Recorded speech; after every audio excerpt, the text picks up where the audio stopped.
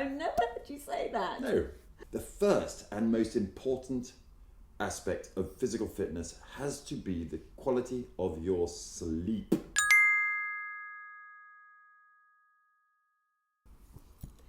David, you're incredibly healthy and fit because I feed you, obviously.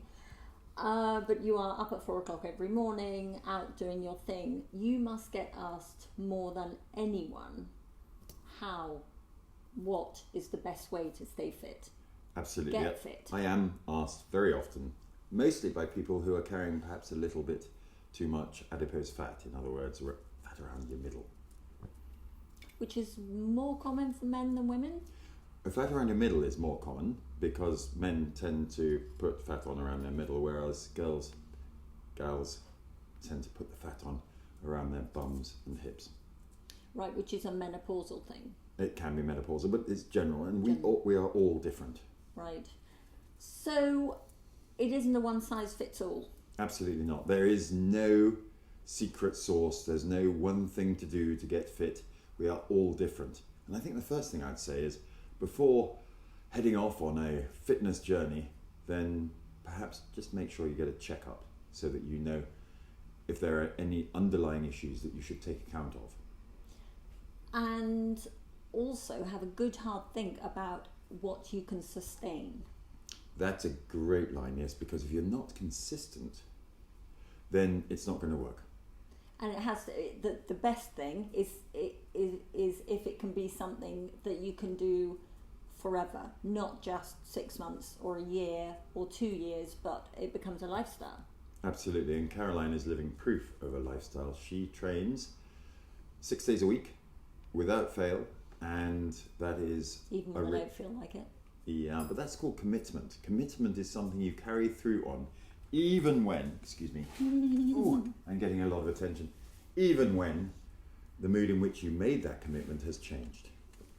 It does help if you have a partner who can push you, nudge you. Well, we nudge each other. So if I don't get up in the morning, for instance, if we have a later night than usual and I don't feel like getting up, there's this little voice from beside me after the alarm's gone and I haven't moved that says, "Are you going or not?" Are you going? Can you just go so I can go back to sleep?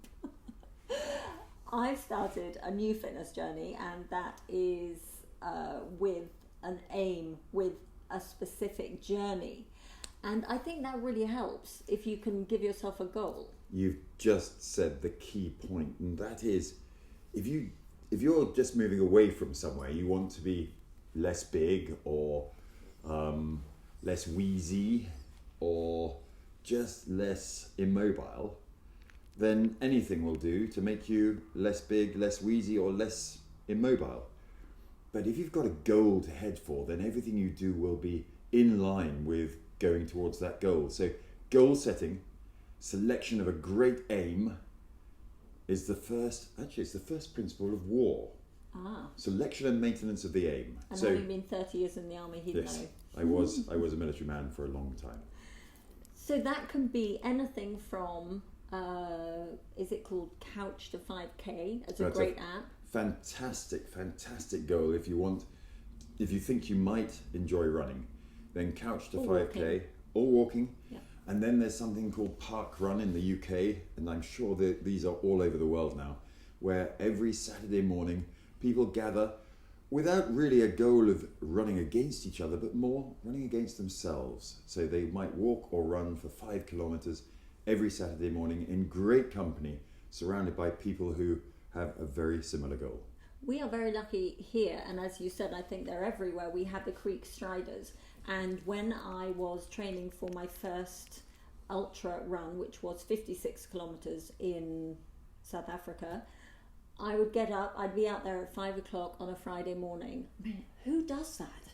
But I did it because A, I had a goal, and B, there were people there who were waiting for me.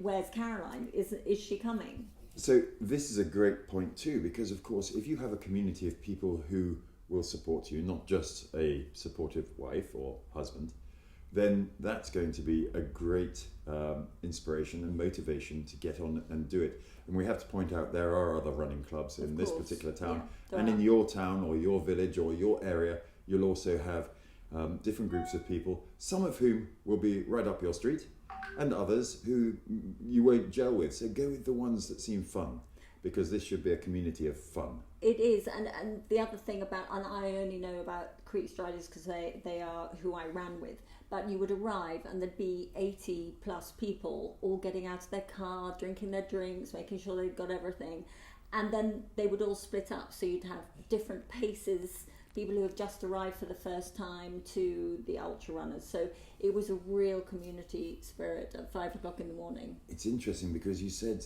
how do we get fit? But fit is not just physically fit. Of course, fit is mentally fit, emotionally fit, and spiritually fit. And this is part of spiritual fitness and probably emotional fitness, that you go with other people. Yeah.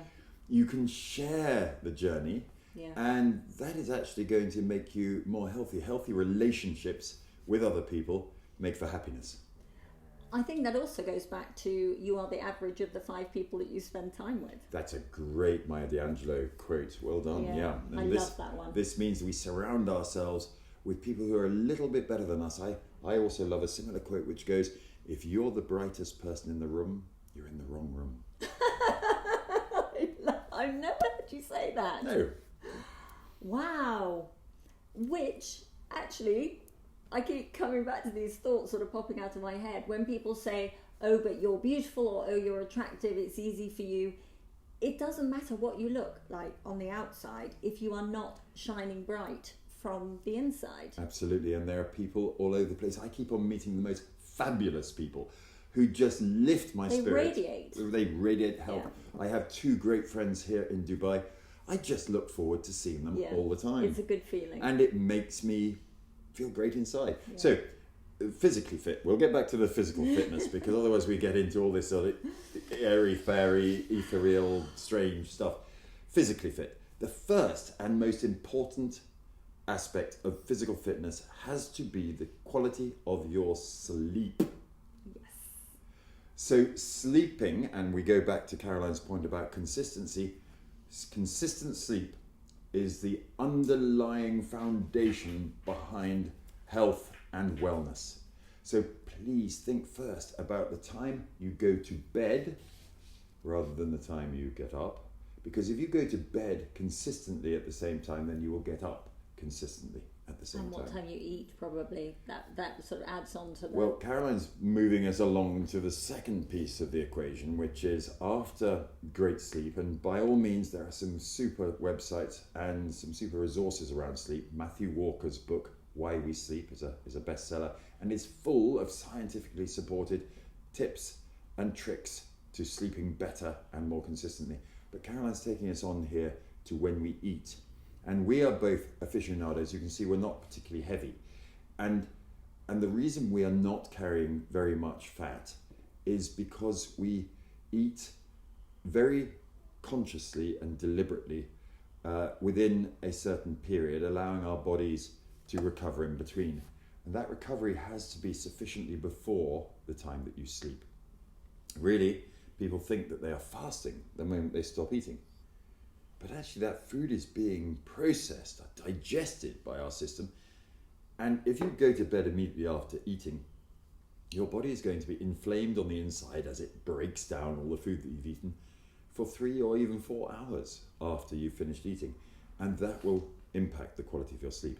So we are very strong on eating as early as possible, even when we get people to come to our house. Yeah, it gets awkward when we're invited out though, because generally people eat late. They do. And there is a cultural and social necessity to sometimes break one's own rules, so especially when your mum's cooking. Well, my mum. Any mum. Any mum. This is just my view. I'm not a doctor, I'm not a sleep expert, I'm not a nutritional expert, and you must, if you want to get into certain extreme forms of sleep or nutrition, then take professional advice. So let's just put this into proportion though. And the reason we left exercise to the last is it's the least important part. If sleep is 60 and nutrition is 35, you've only got 5% left, and that's exercise. But instead of thinking about it as exercise, perhaps think about it as movement. And what we try to do is move as often as possible not just once a day or twice a day, but all the time. So when we're working and we're at a desk, we will, in my case, get up every hour or so and just do some stretches, do some squats, do a little bit of sort of shoulders back and movement, and that's mobility. Yeah. Because if we move, then our muscles will be longer. If we move, our joints will never seize up and get stiff.